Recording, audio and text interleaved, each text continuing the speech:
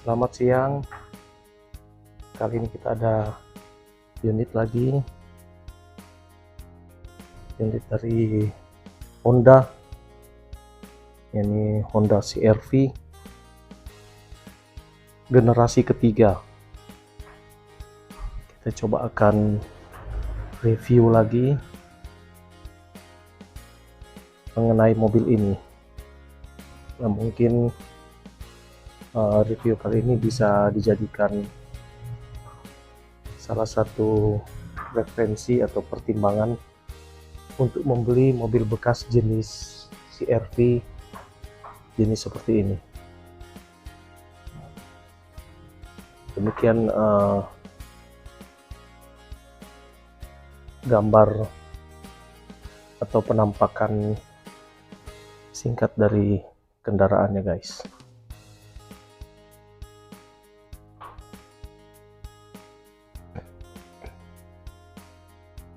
Untuk mobil yang akan kita review kali ini adalah CR-V generasi ketiga, keluaran tahun paling terakhir, yaitu keluaran tahun 2012.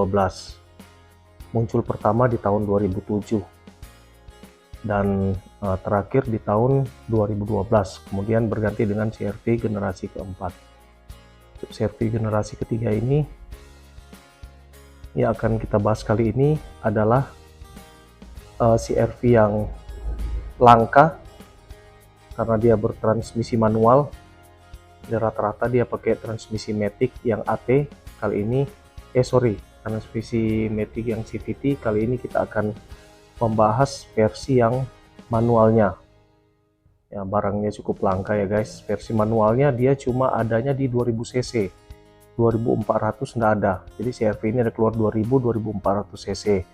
Yang maticnya ada di 2000 cc, ada di 2400 cc. Sedangkan yang manualnya dia cuma ada di 2000 cc.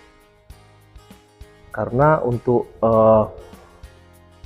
manualnya dengan cc mesin 2000 aja dia tenaganya sudah kuat, torsinya sudah bagus, powernya sudah oke, dan konsumsi bahan bakarnya sangat irit.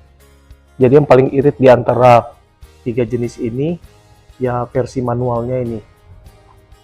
Nah, kebetulan versi manualnya ini yang akan kita review kali ini adalah versi manual yang sudah facelift.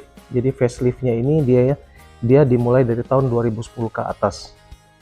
Jadi ciri khasnya ini yaitu ada di bagian bawah, yaitu lampu kabutnya, dan skid plate-nya dia lebih tipis dibandingkan yang versi sebelumnya, dan kemudian di grillnya dan di lampunya. Jadi kalau yang ini dia sudah ada proyektor, sedangkan yang belum facelift dia masih multi reflektor. Dan salah satu keistimewaan untuk mobil yang kita bahas kali ini adalah dia tipe facelift yang sudah minor change, atau dikatakan ya special edition gitulah. Kenapa special edition? Karena dia sudah memiliki jok yang dilapisi oleh kulit asli serta ada aksen wooden panel di interiornya. Nanti akan kita bahas selanjutnya.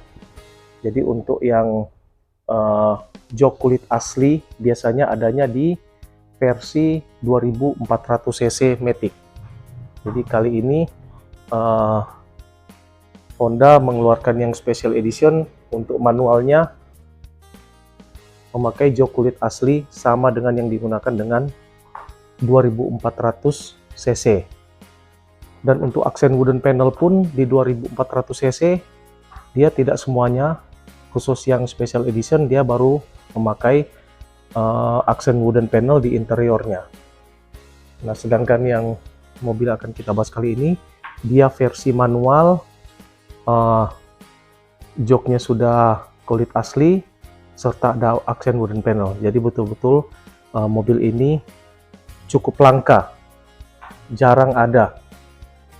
Tahunnya tahun muda 2012, transmisinya manual yang mana dia lebih responsif dan irit bahan bakar, tenaganya oke.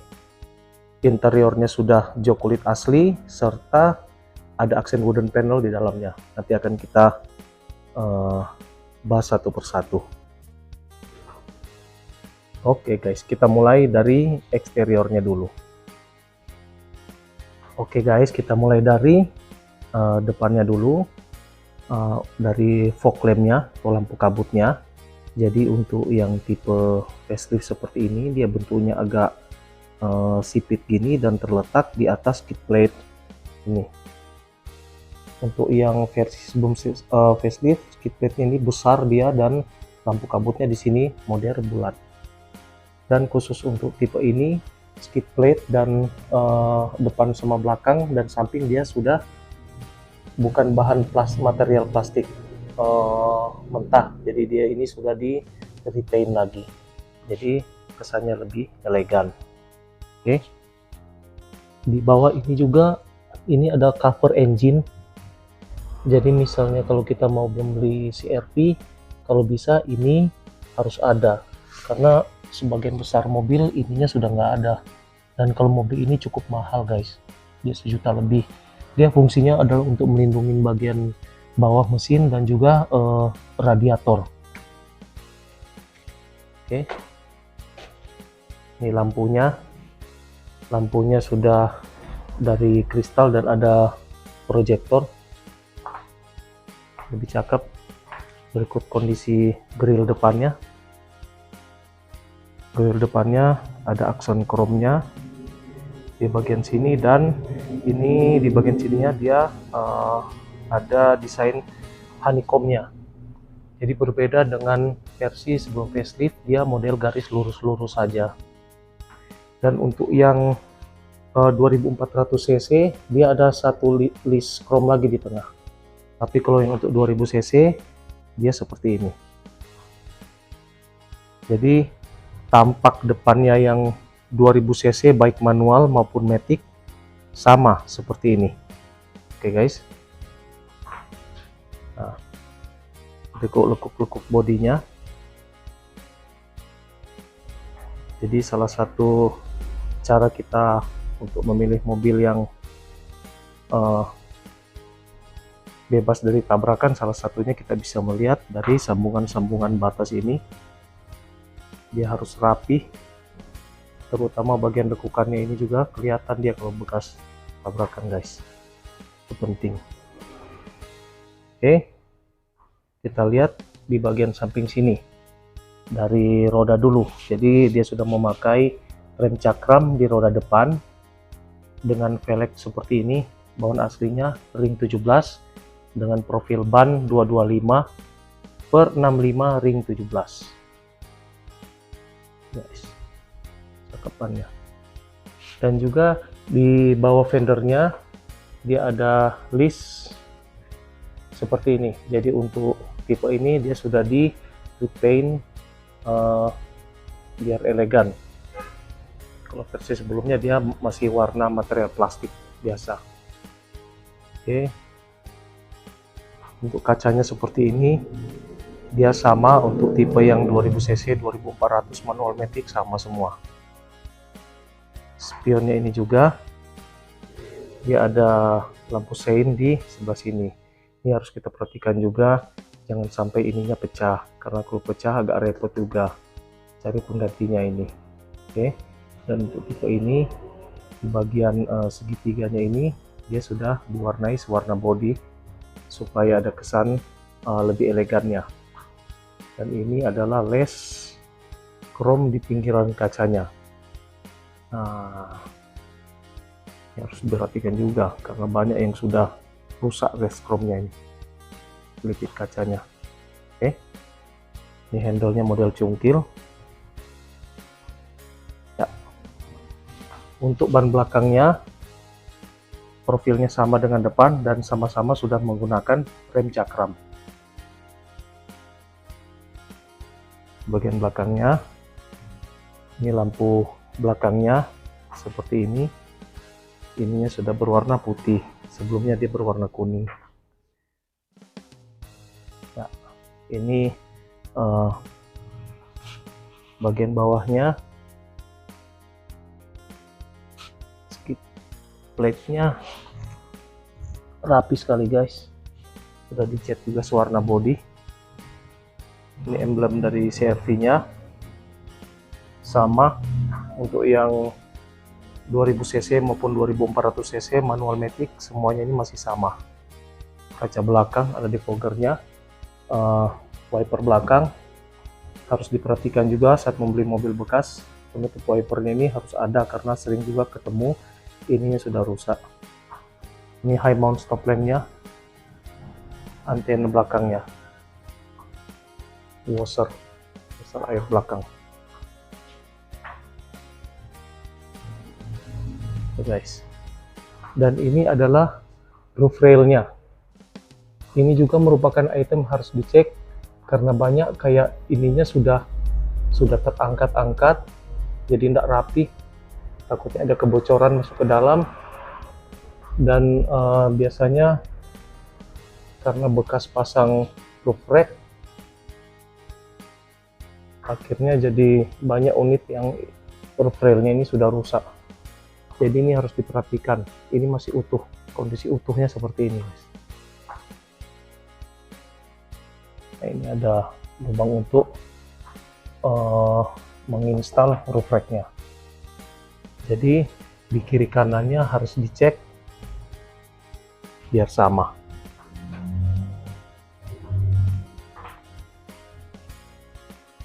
Oke guys, jadi eksteriornya kira-kira seperti itu. Oh ya guys, ada kelupaan. Jadi karena mobil ini dia ukurannya besar dan sangat penting untuk diinstal kamera parkir supaya saat parkir ke belakang kita bisa lebih aman. Biasanya diinstal di bawah sini. Ya, ini salah satu contohnya kamera parkir. Oke guys. Oke guys, berikut kita coba melihat bagian interiornya. Seperti ini gambaran dashboardnya guys. Dan ini yang saya bilang tadi, ada aksen wooden panel di bagian laci dashboard sebelah kirinya, serta di setiap pintu baik depan maupun belakang. Jadi dia menambah kemewahan. Dan untuk yang versi ini juga, kenapa dibilang special edition, seperti yang saya katakan tadi, joknya sudah dilapis dengan kulit asli. Jadi kulit bawahan ini adanya di versi 2400 cc dan di 2000 cc yang special edition ya.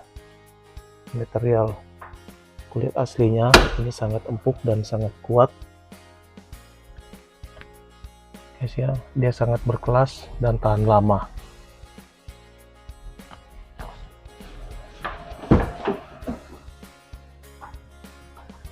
Ini kursi belakangnya semuanya dilapisin dengan material kulit asli, jok bawaan dari Honda.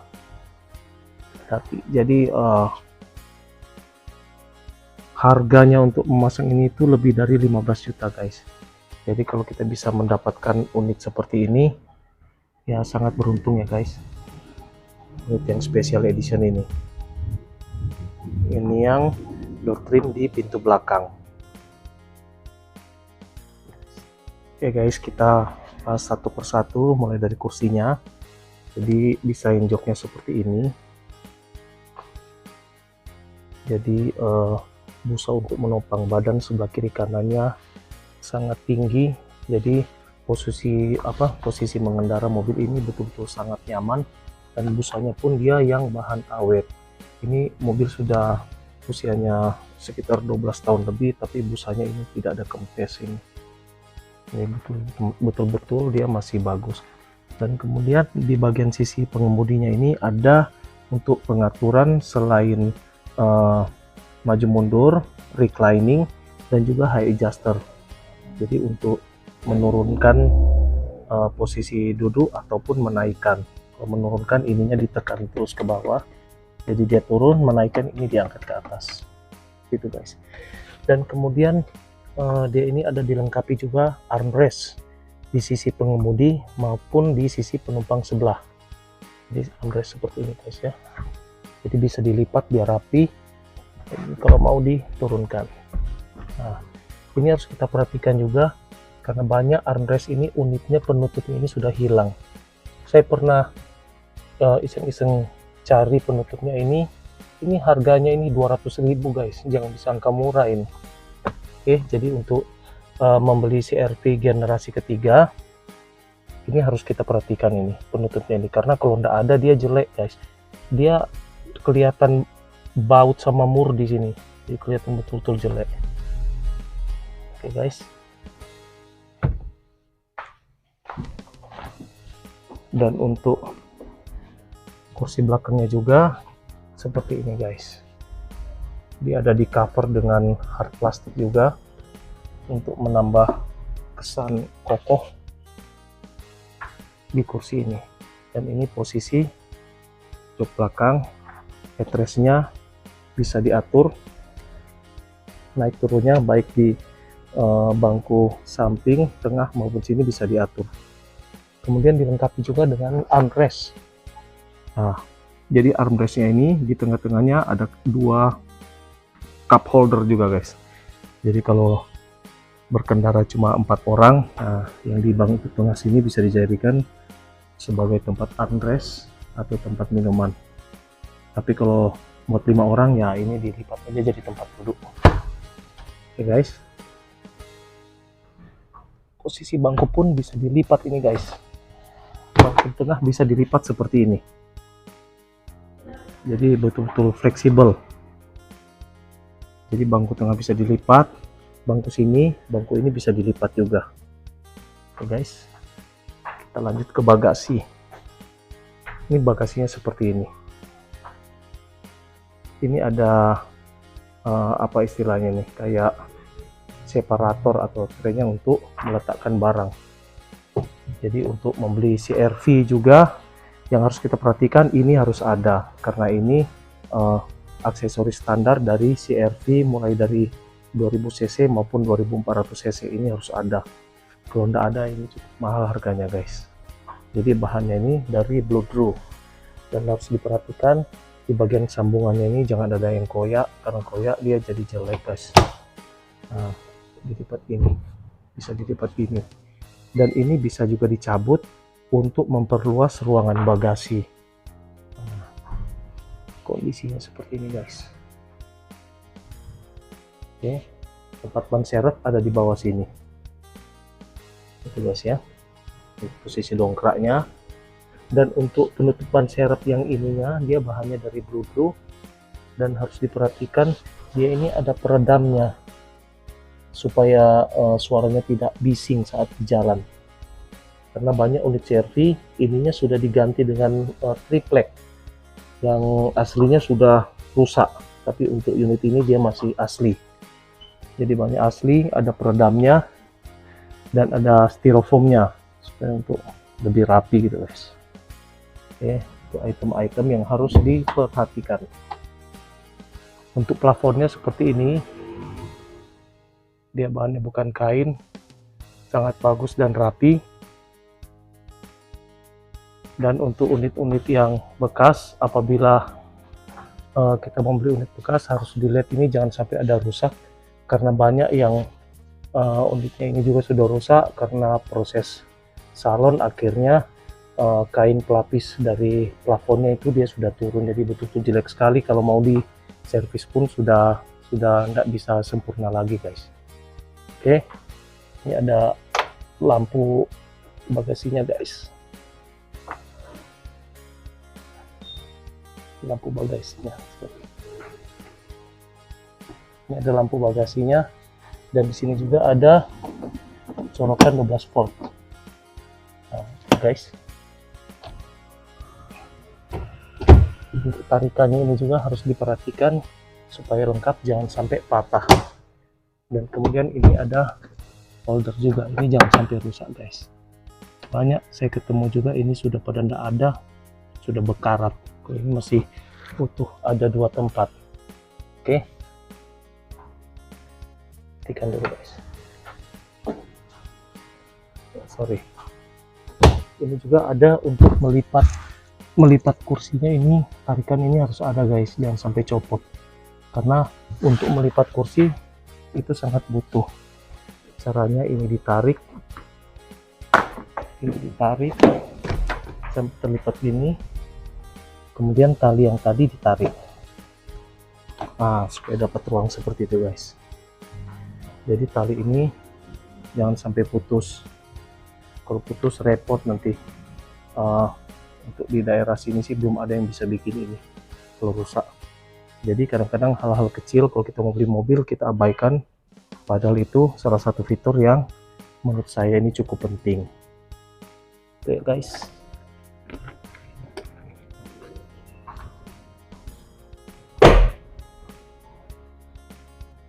untuk karpetnya pun harus diperhatikan, karena untuk menjaga originalitas mobilnya ini, salah satunya adalah karpetnya ini harus yang original, karena bahannya dia kuat. Seperti ini karpet original, jadi ada logo CR-V nya, bahannya dari seperti Bludru yang kuat guys.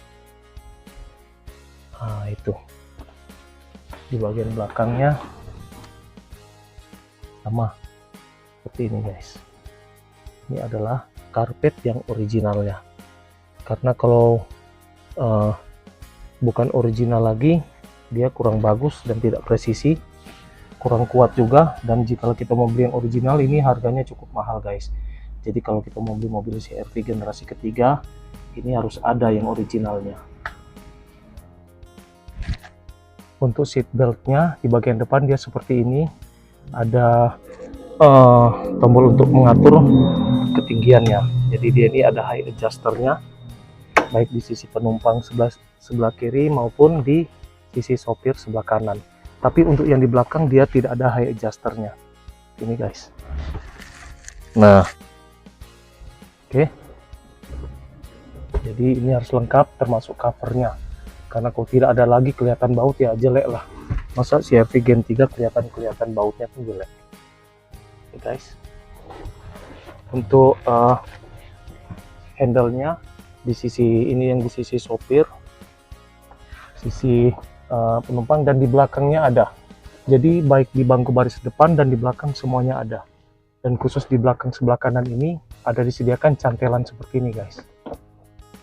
Nah ini hal kecil juga, tapi ini banyak yang sudah patah, jadi harus kita perhatikan. Biasanya ini bisa dipakai untuk gantung baju di sini. Oke, kalau ini patah terpaksa harus beli satu gini lumayan mahal. Jadi itu yang hal-hal kecil tapi cukup mengganggu kalau misalnya ada kerusakan di mobil CR-V ini guys ya. Oke, berikut guys kita lihat karet pintunya. Ini warna krem, jadi betul-betul kelihatan mewah, sewarna dengan warna bagian interior dalamnya guys ya. Jadi kita perhatikan karet baik di sisi depan maupun sisi belakang, dia ini karet sini warna krem. Nah itu, dan ini bagian karet balon luarnya ya tetap sama, dia warna hitam, tapi dia ada pelapis lagi karet ini warna krem. Oke, tapi ya guys. Oke guys, kita lanjut sekarang. Kita ingin melihat apa-apa aja yang berada dalam kabin CR-V ini. Kita mulai dari yang paling dekat, dari setirnya. Jadi setirnya ini dia sudah ada fitur keamanan SRS airbag. Jadi dia ada dua, satu di sebelah sini dan satu di sebelah sini guys. Kantung udaranya, kemudian setirnya ini dia soft touch, lembut. Dan untuk unit ini kilometernya sekitar 159.000. Dia profil kulit jeruknya ini masih kelihatan guys. Nah ini terlihat, jadi profil kulit jeruknya masih kelihatan. Jadi apabila anda semua mencari mobil CR-V dan kilometernya lebih rendah tapi bagian setirnya ini, kulit jeruknya ini sudah hilang, kemungkinan besar odometernya sudah di reset guys. Oke, ini sama juga dengan tuas transmisinya. Jadi tuas transmisinya kebetulan ini manual 6 percepatan, dan juga tuas rem tangannya. Nah, jadi dia harusnya masih ada profil-profil kulit jeruknya seperti ini. Jadi kalau tidak ada, kilometernya di bawah 160.000, bisa dicurigai mobil itu pernah di reset. Oke, kita lanjut. Dan untuk mobil ini, setirnya ini ada dua pengaturan. Yang pertama yaitu tilt steering. Bentar guys, pengaturannya ada di bawah sini. Jadi kita rilis dulu batangnya. Nah, tilt steering itu bisa diatur gini guys, ataupun turun, dan juga teleskopik, maju ataupun mundur. Jadi seperti ini saya tarik ya, tarik guys.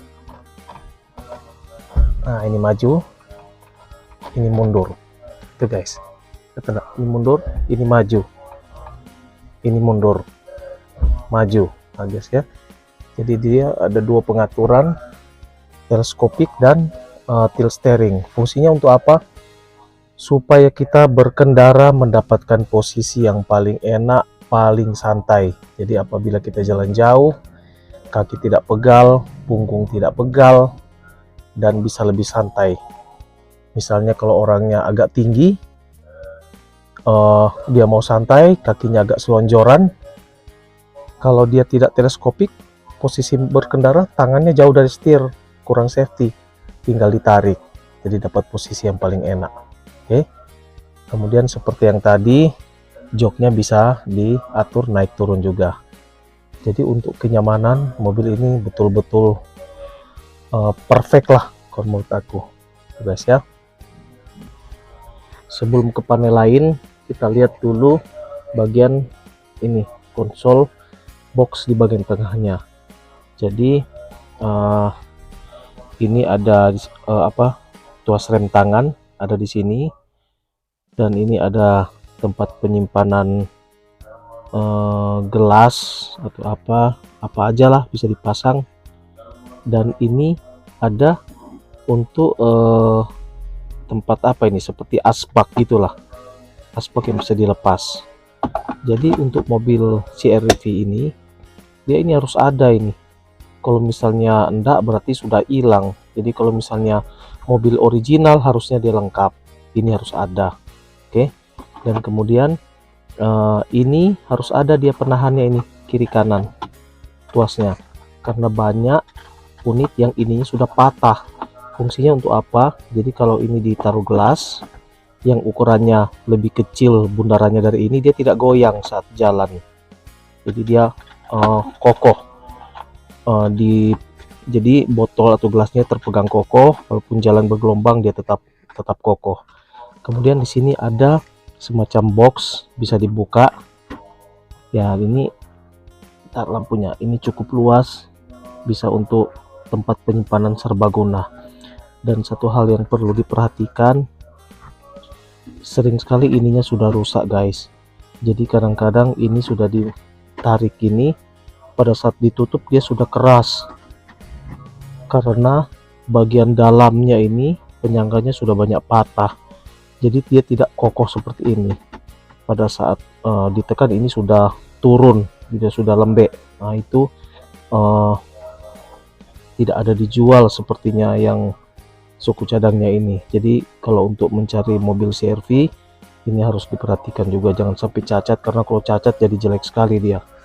Kalau misalnya ini kan kita taruh barang benda keras ini, dia tidak jatuh, dia kuat untuk menopangnya. Nah kira-kira gitu guys. Oke guys, lanjut lagi kita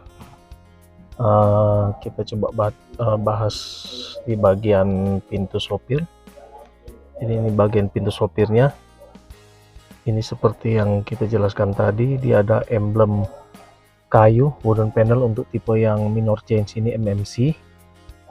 Ini handle-nya Handle-nya juga ini masih oke. Motif kulit jeruknya masih ada. Bentar guys, jadi ini pun dia seperti bukan soft touch tapi bahannya seperti kayak karet yang agak melengket gitu, lembut. Nah, jadi di sini ada pengontrolan power window, oke, dan central lock. Ini kondisinya. Di bawahnya sini ada pocket tempat penyimpanan barang dan juga botol air minum. Oke. Untuk di samping sopirnya, dia bentuknya kurang lebih sama, cuma dia ada tombol untuk power window aja, dan untuk central lock untuk tutup pintunya, tapi untuk pengontrolannya tetap di bagian supir. Untuk di bagian belakang sama dengan di bagian kiri sopir. Oke. Kita lanjut ke bagian dashboard. Jadi di bagian dashboard sebelah kanan setir ini ada tombol untuk pengontrolan electric mirror dan untuk retractable kaca spion. Jadi untuk melipat kaca spion ada, guys. Ini untuk melipat kaca spion, sedangkan ini untuk pengaturan electric mirror. Jadi kalau mau mengatur di bagian kaca sebelah kanan, kita geser ke R, right, kemudian ini kita tekan. Gitu juga kalau ke kiri. Untuk menonaktifkannya di tengah-tengah, gitu guys. Ini untuk kisi-kisi AC-nya, bentuknya seperti ini. Ini untuk membuka semburan anginnya, dan jika kita tidak mau kena AC, ini kita geser ke sini. Jadi tidak ada udara yang keluar, tertutup. Tapi untuk di bagian sini dia tetap ada untuk menjaga kaca supaya tidak berembun. Oke, itu guys.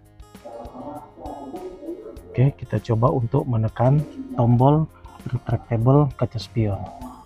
Kita tekan, ya, dia melipat sendiri. Sebelah sana dia terlipat juga. Oke, kita tekan lagi. Ya, jadi untuk mobil ini jika agan-agan pingin beli mobil ini adalah salah satu fitur yang harus dicek juga. Retractable spion dan electric mirrornya, dia harus berfungsi. Oke. Oh iya, tadi ada yang kelupaan. Jadi di mobil ini di setiap pintunya dia sudah dilengkapi dengan speaker untuk pintu depan sebelah sopir, sebelah penumpang depan, dan juga di pintu belakang di kedua sisinya. Jadi dia sudah ada speaker. Oke, kemudian yang saya senangi juga dengan mobil tipe ini yaitu di bagian speedometernya dia ada semacam lampu apa ya, optitron gitu atau apa namanya. Jadi pada saat kita buka dia kayak ada garis biru yang menyala les, ini cantik sekali. Oke, dan akan mati apabila kita tutup mobilnya. Nah, itu. Pada saat kita buka pintu, langsung disambut dengan itu. Keren guys. Kita coba hidupkan mobilnya. Ya, ini posisi on.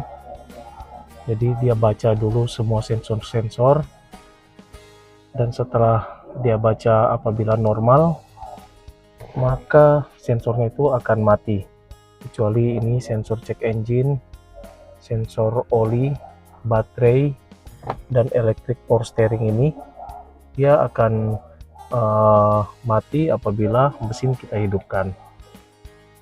Oke, ini kita bisa lihat di bagian MID-nya. Ini agak kurang jelas kayaknya ini. Ya, jadi di MID-nya ini ada menunjukkan odometernya trip A.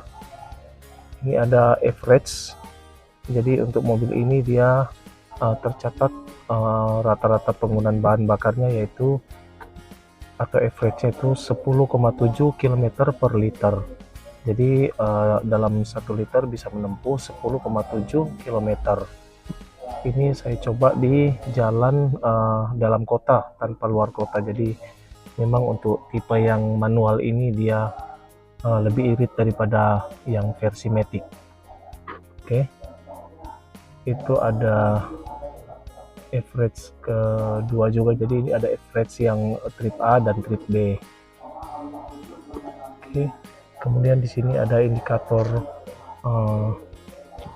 bentar, ini agak kurang jelas guys, indikator bensin. Nah, ini ada empty dan fullnya. Oke, ini untuk indikator panas mesin. Jadi untuk mobil CR-V ini biasa dia berada di tengah-tengah kurang 2 bar gitu. Jadi ini tengahnya dan kurang lebih 1 atau 2 bar itu normalnya. Jadi apabila dia berada di angka setengah atau di atas setengah, berarti itu ada indikasi mesinnya terlalu panas atau overheating, jadi harus dicek di bagian mesin atau enggak sistem pendinginan radiator dan lain-lainnya. Oke, sini juga ada ini untuk tombol untuk merubahnya itu terletak di sini guys. Nah ini, jadi ini kita tekan, setiap kita tekan dia akan berubah gitu. Kemudian apabila tombol ini kita putar ke kiri atau ke kanan, itu untuk penyesuaian pencahayaannya ini. Jadi mau kita lebih terang atau lebih redup dari sini. Contohnya saya putar. Oke, jadi tombol yang tadi ini fungsinya untuk menyesuaikan tingkat penerangan di speedometer. Seperti ini, saya putar ke kiri dia meredup, saya putar ke kanan, makin ke kanan makin terang. Nah ini yang paling terangnya.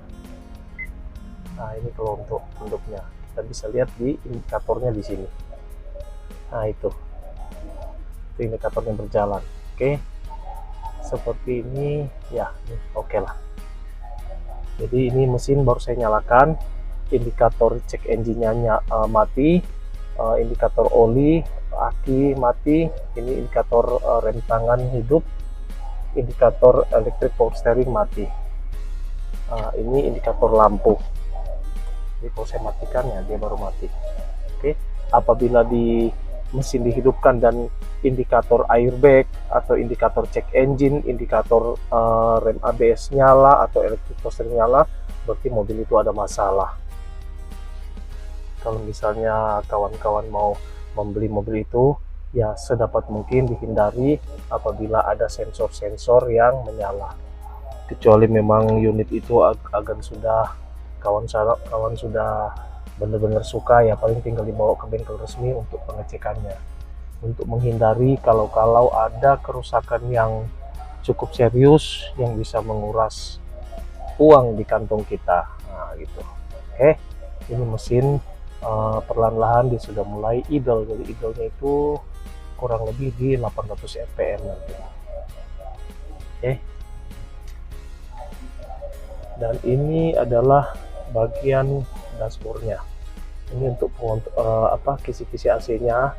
Nah, kawan-kawan juga kalau membeli mobil ini harus diperhatikan di bagian kisi-kisi AC-nya. Bentar guys, ya ini harus diperhatikan juga bagian kisi-kisi AC-nya ini, karena banyak juga unit ini yang ininya sudah copot. Jadi saat kita mau mengatur arah semburannya ke kiri, ke kanan atau ke tengah sudah susah. Begitu juga ini. Jadi sedapat mungkin ini harus ada, karena ini kalau tidak ada susah carinya. Suku cadangnya ini susah. Dan ini juga fungsi untuk naik turunkan ini. Oke, sama sini dan di sebelah sini dan di sebelah samping sopir ini harus kita cek, harus ada.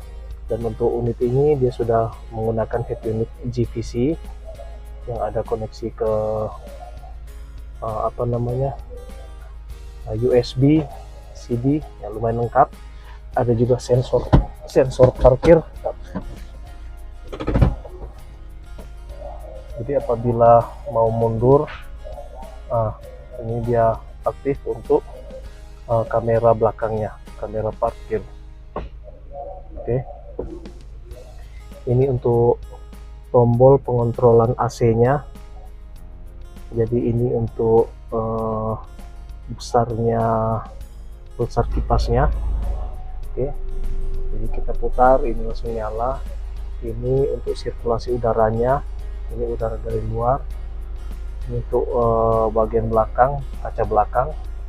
Ini untuk pengaturan arah semburan, dan ini untuk tingkat kedinginannya. Jadi apabila diputar ke sini, maka udaranya ya tidak dingin, malah panas. Oke. Lah, kok bisa panas? Panasnya dari mana? Ya, itu mengambil panas dari radiator ya, kawan-kawan. Oke, ini di dashboard bagian samping. Bentar, saya matikan dulu mesin karena di dalam ruangan ini bahaya, bisa terhirup. Ini dashboard bagian samping. Jadi ini ada lacinya, dia tombolnya ini dari stainless. Buka tempat penyimpanan barang, kacamata, STNK, atau ya apalah, makanan atau apa. Ini ada juga di laci bagian bawah. Oke, ini dia bukanya soft dia. Nah, ini harus kita cek juga, soalnya sering di bagian pengontrolan softnya di bagian kiri situ ada yang sudah patah. Jadi pada saat dibuka langsung turun ke bawah, jeduk. Nah, jadi usahakan kalau kawan-kawan ingin beli mobil yang seperti ini harus berfungsi. Nah, jadi kan dia enak, dia turun naiknya.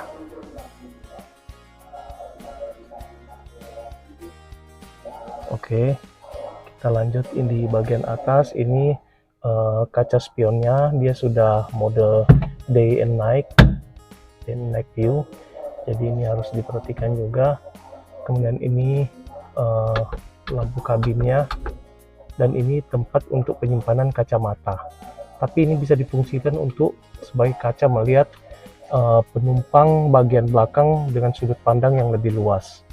Jadi ini juga harus diperhatikan, soalnya sering juga banyak yang sudah patah engselnya di sebelah sini. Akhirnya dia cuma bisa terbuka tanpa ini bisa diaktifkan. Jadi harusnya ini bisa semua. Buat kacamata bisa diaktifkan, ini bisa. Oke, ini sun visor bagian kiri sudah ada vanity mirror juga. Sebelah kanan ada vanity mirror juga. Oke guys, oh iya, satu lagi, jika kawan-kawan ingin membeli mobil, terutama mobil bekas, sedapat mungkin kita mengetahui service recordnya. Jadi penggantian olinya kapan dan berapa kilometer lagi, tipe oli yang dipakai apa, dan juga ya informasi mengenai aki. Karena sedapat mungkin kalau oli itu tidak usah ganti-ganti supaya mesinnya itu bisa bersih, itu agar terhindar dari lumpur atau sludge. Oke guys, sekarang kita lanjut. Ingin lihat mesinnya. Jadi untuk membuka mesinnya, dia tuasnya ada di balik. Ini kan ada tuas untuk membuka tempat pengisian minyak bahan bakar. Tempat pengisian mobil ini berada di sebelah belakang kiri. Nah, ini tuas untuk mesinnya ada di sini. Nah, ada di situ. Itu guys dia. Jadi di samping pedal gas. Oke. Kita tarik untuk membuka. Oke, berikut mesin dari Honda CR-V generasi ketiga 2000 cc dengan manual transmission.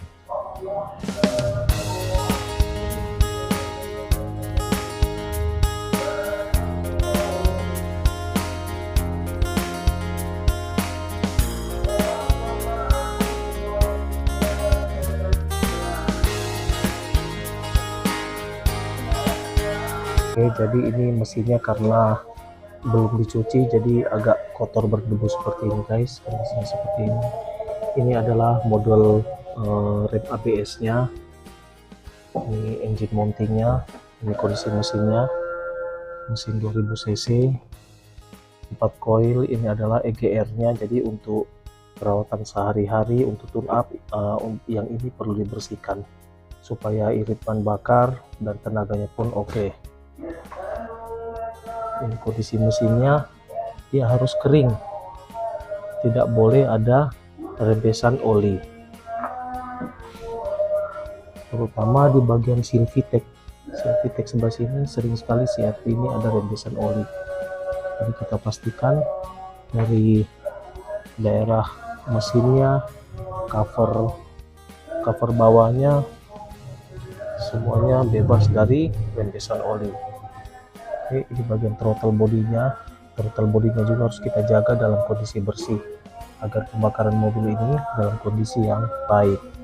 Ini box tempat filter udara, tempat sekring, tempat ECU nya, ini baterainya guys. Jadi bagus juga untuk menggunakan baterai kering untuk menghindari kalau penggunaan baterai basah, apabila air akinya meluap takutnya ada soket-soket di bawah bisa nggak mengganggu. Bagian transmisinya itu di bagian bawah. Oke, ini sensor oksigennya.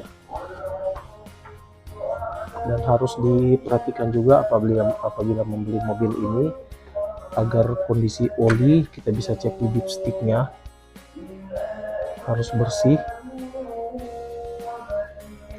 dan kita bisa juga buka dari ini agak keras dari sininya untuk memperhatikan jangan sampai ada sludge atau kerak oli yang ada di sini, karena bisa berakibat fatal guys kalau sampai bisa menyumbat di pipa-pipa kapilernya, itu ujung-ujungnya bisa turun mesin nanti guys ya. Itu bagian kipas-kipasnya kondisinya masih oke, normal semua, cuma memang kotor.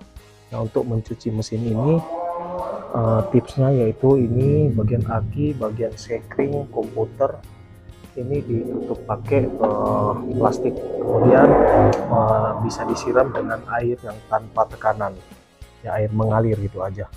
Dan habis pencucian terutama di bagian soket-soket koilnya ini harus disemprot pakai angin untuk menghindari air yang merembes masuk, karena mobil sudah 10 tahun takutnya seal-seal di setiap soket ini sudah kurang maksimal. Oke guys, oke ini di bagian kondisi bawah mobil, jadi kita harus perhatikan juga supaya di bawah mobil ini kondisinya juga kering, jangan ada rembesan-rembesan oli. Nah, bisa kita lihat dari situ guys, wah lampunya mati. Oke kawan-kawan, jadi kira-kira seperti itulah review singkat dari mobil ini, mobil CR-V generasi ketiga yang sudah facelift 2000 cc tipe manual yang sudah minor change. Jadi kira-kira kawan-kawan merasa ada bermanfaat, mungkin bisa sebagai referensi apabila kawan-kawan kepingin juga membeli mobil dengan tipe yang sama, ya kira-kira bisa dilihatlah, siapa tahu bisa jadi bahan pertimbangan juga. Tapi kalau kira-kira video ini agak kurang bermanfaat ya di skip aja gitu guys. Oke guys ya. Oh ya, saya lupa, kalau mau beli mobil bekas ini harus dilihat juga jangan sampai kondisinya ini hitam, ada kayak kerak-kerak karbon hasil pembakaran, karena kalau sudah gitu berarti pembakarannya kurang bagus di mesinnya. Jadi kondisi harus kering seperti ini. Ini karena gelap, dia ini tidak ada kerak-kerak, jadi bersih. Oke guys ya, sekian dulu, terima kasih.